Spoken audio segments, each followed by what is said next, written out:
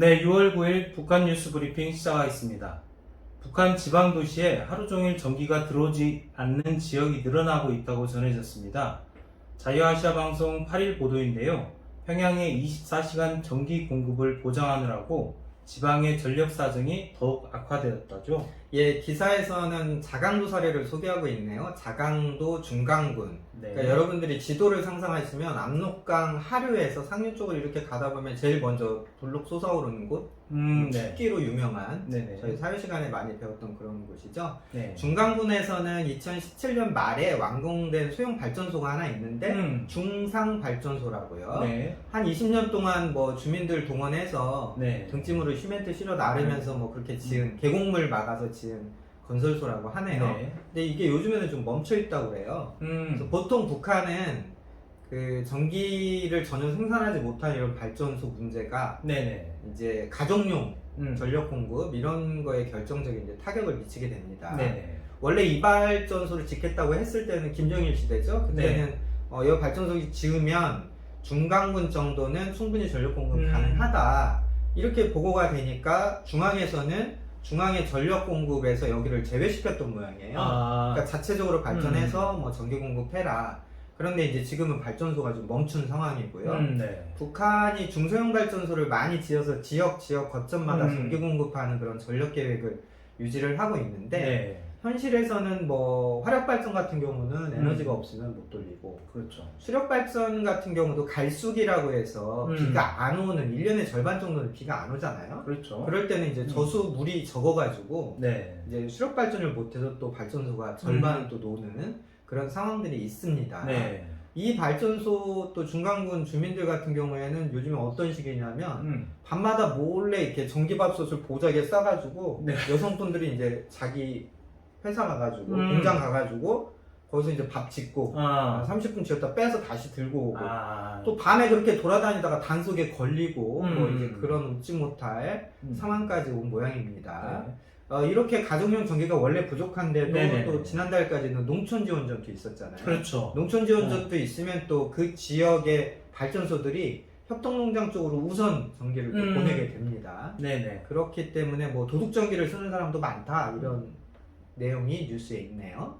방금 말씀하신 이 도둑전기 뭐 좀 생소한데 이게 어떤 말인가요? 예, 보통 공장들 생산 공장에는 전기가 그나마 우선적으로 공급이 되니까 네네. 공장 가까이 사시는 분들이 공장으로 가는 전기선에는 이렇게 끌어다가 자기 집에 몰래. 당겨다가 쓰는 거예요. 저희도 어렸을 때 그런 일이 굉장히 많아서 네. 한전 직원분들이 항상 그거 뭐 확인하러 다녔던 그런 어릴 적 기억이 좀 있습니다. 네.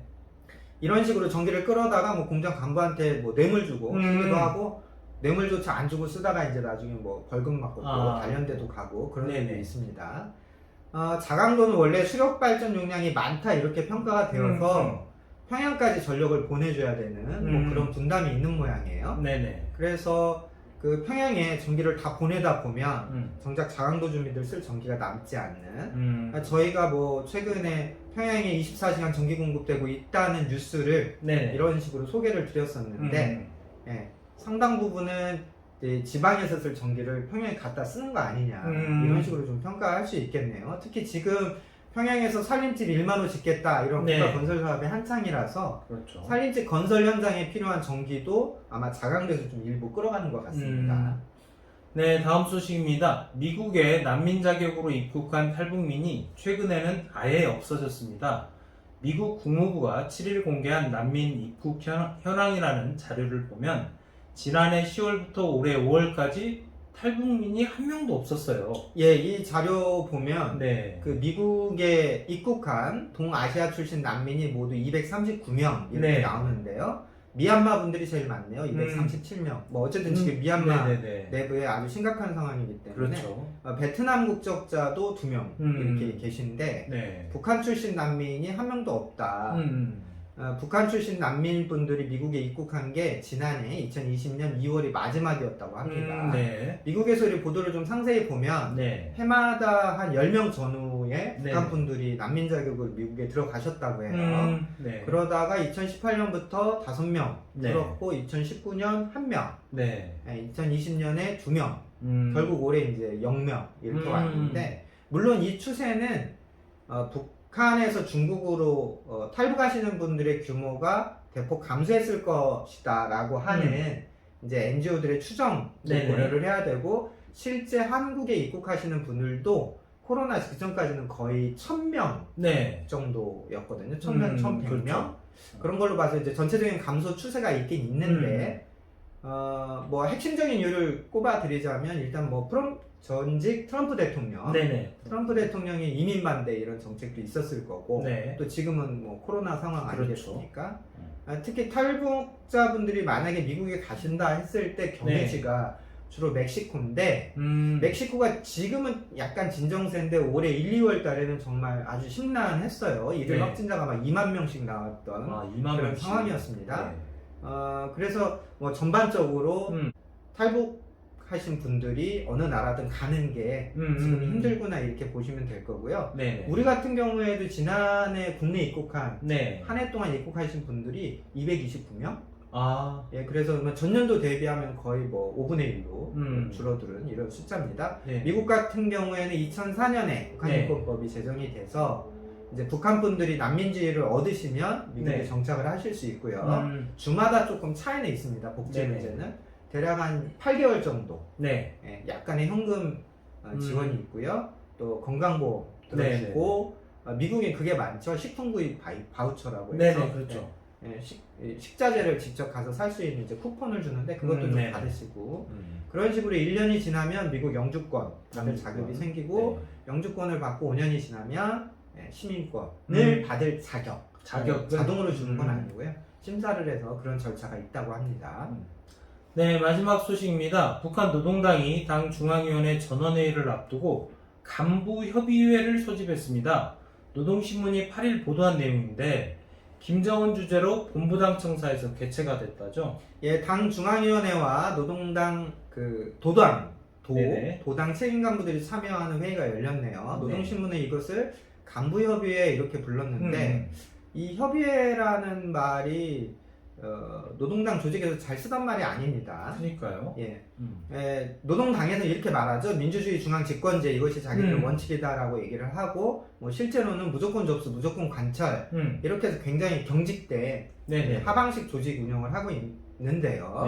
협의라는 말이 그냥 사전적 의미로는 합의가 될 수도 있고 안 될 수도 있고, 결정이 될 수도 있고 안 될 수도 있고, 그렇죠? 그래서 결론을 열어놓고 하는 회의를 보통 우리가 협의라고 말을 하잖아요. 도당 간부들까지 불러 모아서 협의회 열었다는 것은 상당히 이례적입니다. 요즘 뭐 노동당이 그 조직 운영에 좀 파격이 점점 많아지고 있어요. 회의 주제는 물론 김정은 총비서가 했고요. 안건은 국가경제사업과 인민생활보장과 관련하여 당면한 문제 뭐 이런 거였네요. 아마도 당중앙위원회 전원회의를 하기 전에 김정은 총비서가 좀 자기 기본 부상을 좀 설명을 한 것 같아요. 구체적인 내용은 노동신문이 뭐 밝히진 않았습니다. 또 하나 재밌는 표현을 제가 좀 발견한 게 있는데, 정부기관 이런 말을 썼어요. 북한이 정부라는 말을 뭐 아예 안 쓴 건 아닌데, 정부라는 말을 당에서 정부라는 말을 쓴다. 이런 빈도수가 좀 늘고 있습니다. 좀 재밌게 보이고요. 본문이 이렇게 나왔어요. 당 중앙의 각 부서들과 정부 기관들, 각 도당위원의 사업에 대해 김정은 동지가 뭐 지적하셨다. 이런 식으로 센텐스가 나왔네요. 저는 개인적으로 보면 이제 간부협의회라는 표현은 좀 처음 들어보는 것 같은데, 과거에도 뭐 이런 형식의 표현이 있었을까요? 예, 저도 개인적으로 처음 보는 표현입니다. 이런 것을 두고 김정은이 좀 수평적 논의구조로 조직을 운영하는 것 아니냐 이렇게 상상하실 분도 계실 텐데, 뭐 이런 식의 명칭이라고 해서 당내 민주주의나 자유로운 의견 개진 이렇게 보기에는 좀 너무 많이 나가는 것 같고요. 사실 김정은의 지시나 당 중앙위의 결정에 대해서 이 조직이 너무 기계적으로 이제 하달되는 것에 대해서 김정은이 굉장히 좀 불만이 많은 모양이에요. 그러니까 김정은이 얘기하면 간부들이 다 받아 적고만 있잖아요. 받아 적은 것을 이제 문서로 만들면 그걸 자기 조직으로 내려가서 그대로 읽어줍니다. 뭐 여기까지는 좋다 이거예요. 그래서 뭐 암기해라 이것까지는 좋은데, 김정은이 예를 들면 국가경제부문 생산을 늘려라, 그 과제를 수행해라 이런 식으로 교시를 줬다 없다면 네네. 원래 목적은 그 교실을 가지고 가서 토론을 해야 되잖아요. 그렇죠. 총비서께서 이렇게 지시하셨는데 우리 어떻게 생산력을 늘리지? 이런 얘기를 해야 되는데 네네네. 총비서께서 이렇게 말씀하셨다. 끝. 암기 행사가 되는 거예요. 네. 그래서 총비서께서 말씀하셨다. 언제 어느 때 말씀하셨다. 이 볼드체로 해서 그건 다 사람들이 암기하고 있는데 네. 그럼 생산력은 어떻게 늘리지? How? What? 이런 얘기는 이런 생각들은 안 하고 회의가 끝나버리는 것 같아요. 네네네. 그래서 어쨌든 김정은이 자꾸 네. 기회가 되면 다 불러놓고 다 모아놓고 자기 얘기를 좀 하는 것 같습니다. 네네. 이번 회의에서는 뭐 조용원 당비서, 당 네네. 조직비서, 뭐 김덕훈 내각 총리 이런 분들도 대거 참여를 좀 했고요. 네. 한 가지 더 특이하다고 제가 느꼈던 것은 네네. 그 박태덕 당 규율조사부장이 요즘에 항상 이런 회의에 참석을 합니다. 그러니까 김정일 시대에는 뭐 본인이 당 규율을 안 지켜서 그런지 뭐 네. 예, 당 규율조사, 규율관리 이런 것들 사람들이 거의 존재감이 없었거든요. 네네. 그런데 우리가 보기에는 네. 지금 경제 관련 현안을 논의하는 회의 물론 네네. 뭐 권한이 많은 회의겠죠. 이런 자리에 항상 박태덕이 참석을 해요. 규율조사부장이. 네네. 그래서 경제부문 업무조차도 네네. 물론 뭐 간부들의 부정부패 이런 것을 예방하겠다는 의지도 있겠지만 당론을 현장에서 어떻게 관철하느냐 이 문제를 당 규율 준수 문제로 해석하겠다라고 하는 일종의 엄포 압박 이런 관점으로도 저희가 좀 풀이를 해볼 수 있을 것 같습니다. 네, 오늘 북한 뉴스 브리핑은 여기까지입니다. 감사합니다.